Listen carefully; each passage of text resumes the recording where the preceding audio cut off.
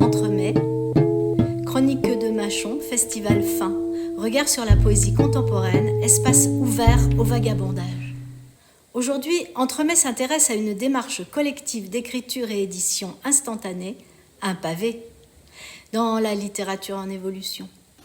Elles disent « tu n'agis pas, c'est plus négociable. Si tu n'agis pas, c'est mort ».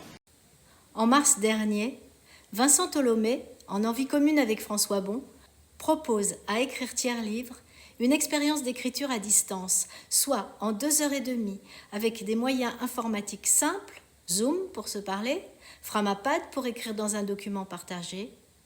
Voilà pour l'échafaudage. Quant au contenu, Vincent Tholomé suggère de s'emparer de la colère qui gronde, ici et partout dans les rues du monde. Elle marche. Ils vont charger. Nous marchons comme d'un seul corps. Cavalerie sans canasson. C'est une insurrection de joie. Ils vont charger. Elle chante, mais les chiens rôdent. Tous semblables derrière le polymère du bouclier. Alors que les contestations se succèdent et se propagent pour réclamer des droits élémentaires, exiger plus de justice.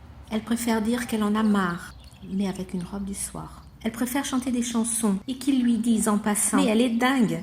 Que l'on adhère à ces causes, qu'on les conteste, pavé est la tentative de poser un instantané des insurrections. Mais tu dis rien, toi?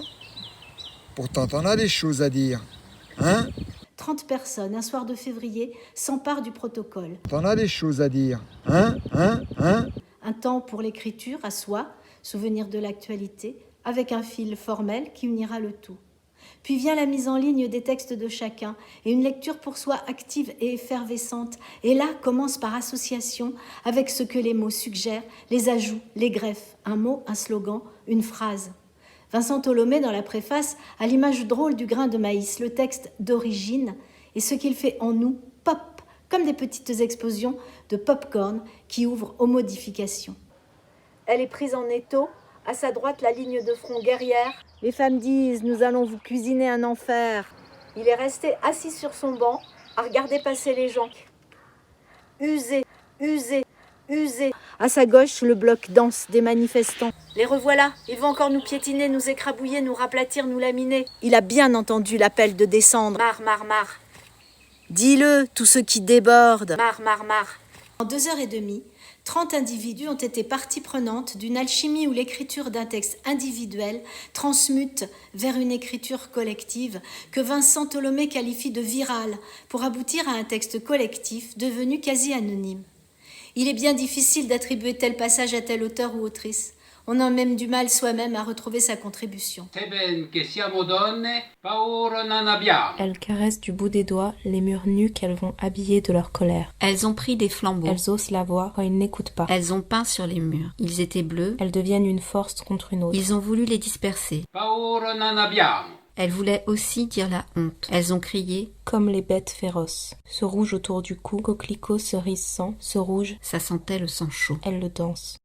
Le résultat est un livre cohérent, quelques jours plus tard, complexe, foisonnant, qui fait bruire les contestations du monde et les cœurs battants de chacun, de chacune. Idées communes, énergie commune, dans une énergie partagée.